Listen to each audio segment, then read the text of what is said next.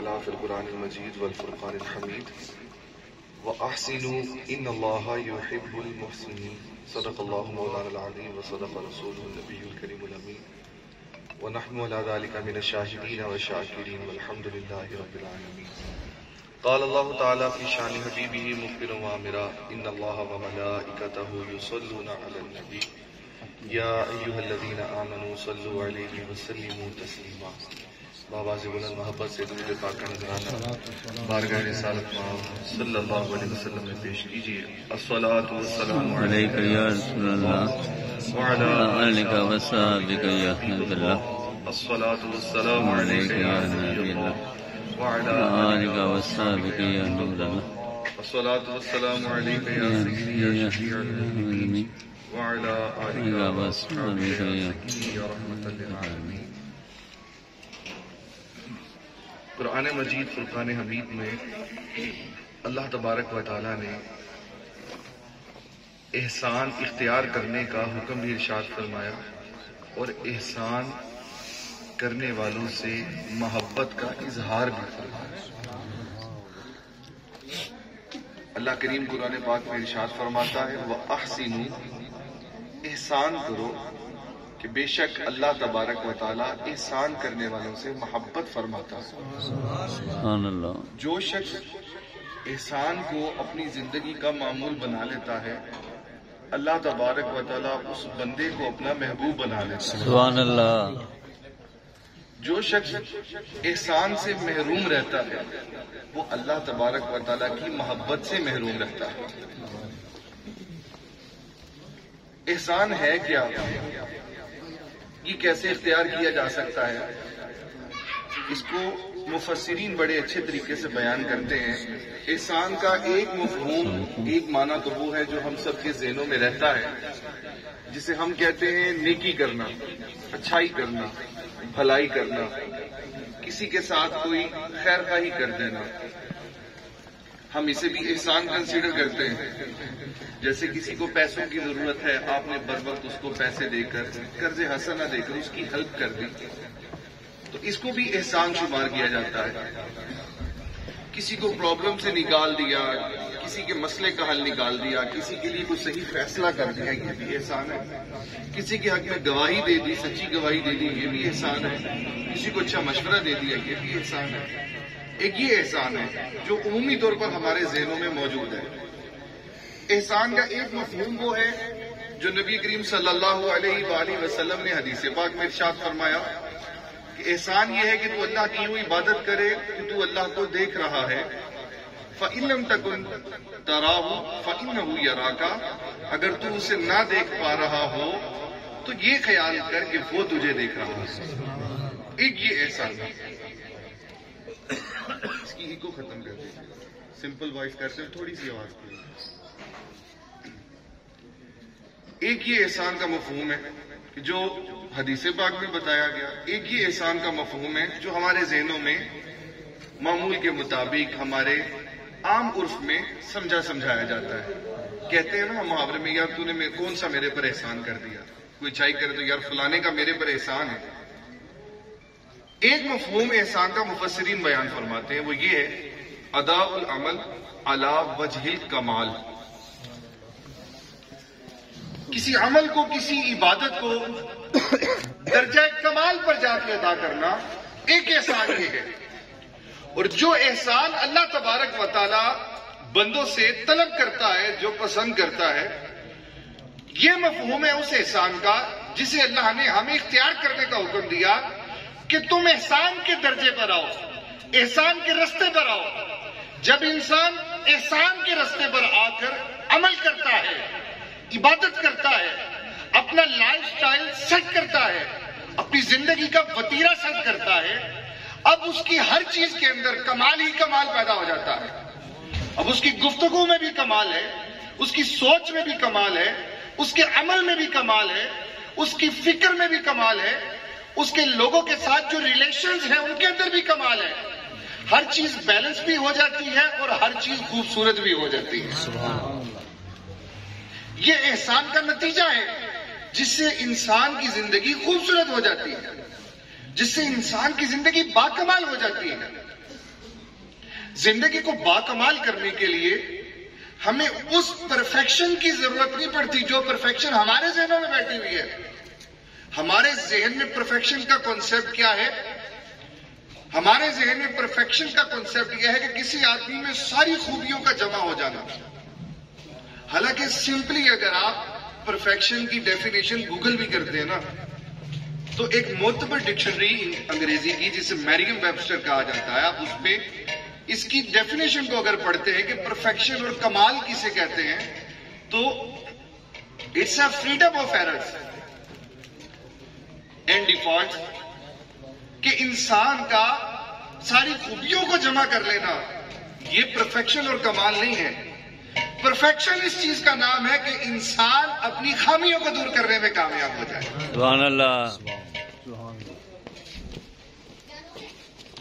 یہ ٹریٹس اور خوبیوں کی کلیکشن کا نام نہیں ہے.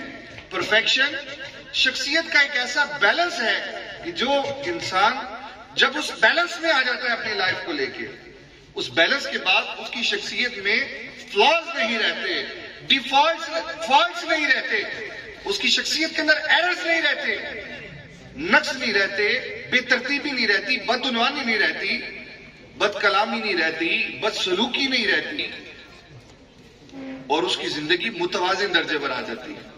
اب وہ عبادت بھی کرتا ہے تو اس پرفیکشن کے ساتھ کہ اس کی عبادت میں نقص نہیں ہے، رشتے بھی نبھاتا ہے، رشتہ داریاں بھی نبھاتا ہے اس طرح کہ اس کے رشتہ داری نبھانے میں نقص نہیں رہتا، رشتہ داری پرفیکٹ.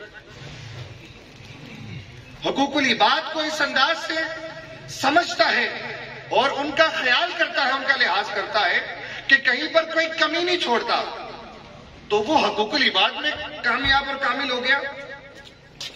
تو پرفیکشن اور درجہ کمال عبادات میں یہ نہیں ہے کہ انسان یہ سوچے کہ میں غوث پاک پیران پیر حضور سیدنا پیر عبد القادر جیلانی رحمت اللہ تعالی علیہ جیسی عبادت کروں گا تو میری عبادت کمال کے درجے پر جائے گی. وہ کمال کا بھی کمال ہے، کمال سے آگے بھی درجے ہیں، کمال درجات کی انتہا نہیں ہے. وہ اکمل لوگ ہیں، وہ کمال کا بھی کمال ہے، وہ انتہاؤں کی انتہائیں ہیں، اور ہم اس چیز کو اپروچ نہیں کر سکتے جو چیز ہمارے بس میں نہیں. ہمارے بس میں کیا ہے؟ اپنی شخصیت سے خامی دور کر لینا، خامی دور کرنا ہمارے بس میں. اور نبی کریم علیہ الصلوۃ والسلام اسی معنی احسان کی جو ٹرانسلیشن اور تشریح میں آپ کے سامنے کر رہا ہوں اس کے بارے میں نبی پاک علیہ السلام ارشاد فرماتے ہیں ان اللہ تعالی کتب الاحسان علی کل شیء، او کما قال علیہ السلام. نبی کریم صلی اللہ علیہ وآلہ وسلم ارشاد فرماتے ہیں کہ اللہ تبارک و تعالی نے ہر چیز میں احسان لازم کر دیا، ہر چیز میں احسان لازم کر دیا. جو بھی زندگی کا عمل ہے، نماز پڑھنی ہے احسان کے ساتھ پڑھنی ہوگی. احسان کیا ہے نماز کا؟ کہ نماز میں نقص نہ رہے، نہ ظاہر میں نقص رہے، نہ باطن میں نقص رہے، نہ توجہ میں نقص رہے. وہ نماز احسان والی نماز ہے. اور اسی کے بارے میں فرمایا کہ وہ احسان نماز میں تجھے کب ملے گا؟ جب تو یوں نماز پڑھے گا کہ تو اللہ کو دیکھ رہا ہے. وہ اسی کے ساتھ ریلیٹ کیا اس مطلب کو کہ یہ نماز کا درجہ کمال ہے کہ تو عبادت کر رہا ہے، نماز پڑھ رہا ہے، روزہ رکھ رہا ہے، حج کر رہا ہے، عمرہ کر رہا ہے، اللہ کی راہ میں خرچ کر رہا ہے، تلاوت کر رہا ہے، ذکر اذکار کر رہا ہے، اچھی نصیحت کر رہا ہے، واعظ کر رہا ہے، اپنے بچوں کو سمجھا رہا ہے، دوستوں کو سمجھا رہا ہے، فیملی کو سمجھا رہا ہے. تو نیک عمل کر رہا ہے اور تیری نگاہ توجہ کس کی طرف ہے؟ اس کی طرف ہے جس کے لیے کر رہا ہے. تو اس کو دیکھ رہا ہے، اور اگر تو نہیں دیکھ پا رہا تو یہ خیال دل میں بٹھا لے کہ وہ تو تجھے دیکھ رہا ہے نا. بات سمجھ رہے ہیں آپ؟ احسان کیا ہے؟ انسان کی عبادت کا نقص سے خالی ہو جانا، انسان کے معاملات زندگی کا کامل ہو جانا، پرفیکشن کی طرف آ جانا. یہ انسان کی زندگی کا کمال ہے. بس یہ سمپل سا کمال ہمیں ملے گا کیسے؟ یہ کسی کمال والے کے پیچھے چل کے ملے گا جس کی اپنی زندگی میں کوئی نقص نہیں تھا. اس کی زندگی ایسی کامل تھی، ایسی کامل تھی، ایسی کامل تھی کہ اللہ تبارک و تعالیٰ نے ان کی زندگی کو، ان کے اخلاق کو، ان کے لیونگ سٹائل کو، ان کے ٹریٹس کو، ان کی انسٹنکٹس کو، ان کی فطری جبلتوں کو، ان کی فطری خصلتوں کو اتنا پسند کیا کہ اللہ تبارک و تعالیٰ نے انہیں ایڈمائر کرتے ہوئے قرآن میں فرمایا کہ محبوب انک لعلی خلق عظیم، بے شک آپ کی خوبی با کمال، آپ کی بو بھی با کمال، آپ کی خوب کا با کمال ہے۔ یعنی آپ کی عادات، آپ کی اخلاق، آپ کی نیچر، آپ کا انداز زندگی، آپ کی گفتار، آپ کا کردار، آپ کے رہن سہن کا انداز، آپ کے بولنے چالنے کا انداز، رشتہ داروں کو لے کے چلنے کا انداز، ہمسایوں کے حقوق پورے کرنے کا انداز، اپنے اصحاب کے ساتھ پیش آنے کا انداز، زندگی کا جو باکمال بیلنس آپ کا ہے، اللہ فرماتا ہے اس سے اچھا انداز زندگی کسی کا بھی نہیں۔ سبحان اللہ۔ آپ اس کے ہائیسٹ رینک کے اوپر فائز ہیں، اس سے بڑا کوئی رینک نہیں، اس سے بڑا کوئی اخلاق نہیں ہے جو آپ نے اپنا چھوڑے۔ پرابلم یہ آ گئی ہے کہ ہم اپنی سوسائٹی کے اخلاق، عادات، روایات، کلچر، یہ نبی کریم علیہ السلام اور آپ کے سچے فالوور صحابہ کرام رضوان اللہ علیہم اجمعین کی زندگیوں سے سیکھ نہیں رہے۔ ہم نے ٹریڈیشن فالو کر لی، ہم نے دیکھا کہ معاشرے میں کیا چل رہا ہے، ہم بھی اسی بھیڑ چال کے پیچھے چل دیے۔ ہم نے یہ سوچا نہیں خود سے کہ معاشرہ جس طرف چلتا چلا جا رہا ہے، آیا یہ سمت یہ اس کمال کی طرف لے جا رہی ہے جسے اللہ نے ہماری زندگیوں میں دیکھنا پسند فرمایا، یا کسی اور طرف لے کر جا رہی ہے۔ جب ہم نے یہ فرق ختم کیا تو ہم لوگ منتشر ہو گئے، ہماری ہی سوسائٹی تقسیم ہو گئی مختلف ٹریڈیشنز کے اندر، مختلف ثقافتوں کے اندر، مختلف روایات کے اندر، مختلف نظریوں کے اندر، اور ہماری ہی سوسائٹی میں کچھ مسلم، کچھ پرو مسلم، کچھ سمپل مسلم، کچھ پریکٹسنگ مسلم، ان کے گروہ بنتے چلے گئے۔ اور نتیجہ کیا نکلا کہ ہماری معاشرت، ہماری عبادت اور ہماری ذہنی کیفیت، فکری حالت یہ خراب ہو گئی، منتشر ہو گئی، کیونکہ اس کا کوئی مرکز نہیں تھا، اس کا کوئی حاکم نہیں تھا، اس کا کوئی لیڈر نہیں تھا جو اس کو سمیٹ کے رکھتا، اور اس کے سائے میں ہم ایک سوچ کے ساتھ چلتے، ایک طریقے پر چلتے، ایک عمل کے ساتھ چلتے۔ آج بھی اگر ہم یونائٹ ہونا چاہتے ہیں تو طریقہ ایک ہی ہے، مرکزی فکر ایک ہی ہے، جو فکر رسول اللہ صلی اللہ علیہ وآلہ وسلم نے ہمیں سکھائی۔ ہمارے بڑے یہاں تشریف فرمائے، پہلے وقتوں میں طلاق ہوتی تھی تو پورے گاؤں میں ایک بات پھیلتی تھی کہ کسی گھر میں طلاق ہوئی۔ اب کیا گھر گھر کا مسئلہ نہیں بن گیا؟ کیا ہم غور نہیں کرتے اس پر کیا وجہ ہے؟ شادیاں کامیاب ہونے کی ریشو کم ہو گئی ہے، ہر دوسرا خاندان آپس میں بکھرا ہوا ہے، ایک دوسرے سے ٹوٹا ہوا ہے۔ آپ کو اکٹھا خاندان بہت کم دیکھنے کو ملے گا جن کی آپس میں رنجشیں نہیں ہیں، کوئی ددیال سے کٹا ہے، کوئی ننیال سے کٹا ہے، کوئی سسرال سے کٹا ہوا ہے، کوئی چچیروں سے لڑا ہے، کوئی مسیروں سے لڑا ہوا ہے، کوئی جائیداد کے پیچھے لڑ رہا ہے، کوئی پہلیوں کے پیچھے لڑ رہا ہے، کوئی پراپرٹی کے پیچھے، کوئی پیسے کے پیچھے، کوئی رشتہ دینے یا رشتہ کا انکار کرنے کی وجہ سے چھوڑ بیٹھا ہے۔ گھریلو زندگی خراب ہوئی ہے، آپ اس بات کو مانیں گے کہ ہاں ہوئی ہے، ہماری گھریلو زندگیاں خراب ہوئی ہیں۔ کیوں ہوئی ہیں؟ کیونکہ ہماری گھریلو زندگیوں کے اندر اصول نبی پاک علیہ السلام کے بتائے ہوئے اپلائی نہیں ہوئے۔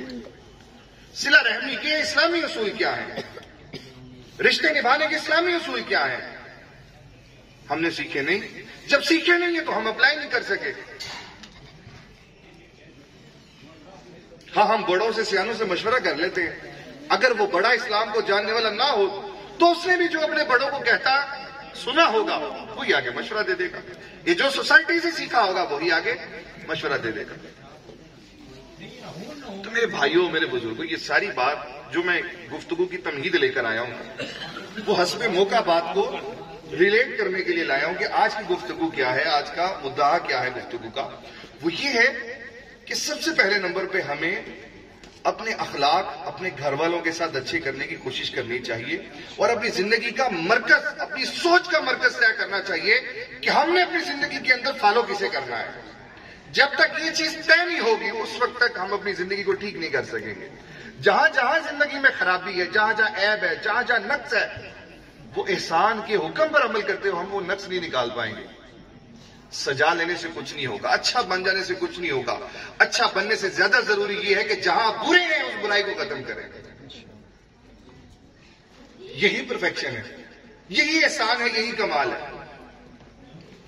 نبی پاک علیہ الصلوۃ والسلام کی مبارک زندگی کو اگر آپ دیکھیں، آپ کے اقوال اور آپ کے افعال دونوں میں آپ کو یہ چیز نظر آئے گی کہ بیلنس تھا. آقا کریم علیہ الصلوۃ والسلام اپنے وقت کو تقسیم رکھتے تھے. ایک وقت ہوتا عوام الناس کے لیے، ایک وقت ہوتا گھر والوں کے لیے، ایک وقت ہوتا عبادت کے لیے، ایک وقت ہوتا آپ کے اپنے ذات کے لیے، آپ کے اپنے لیے. اور جو وقت آپ کے اپنے لیے ہوتا، کبھی کبھار آپ وہ وقت چند خاص لوگوں کو قرآن کی باتیں سکھانے سمجھانے کے لیے وہ بھی احسار فرما دیا کرتے تھے. اپنے آرام کا وقت بھی احسار فرما دیتے تھے. ہماری لائف میں یہ بیلنس ہے. میں اور آپ غور کر کے دیکھیں،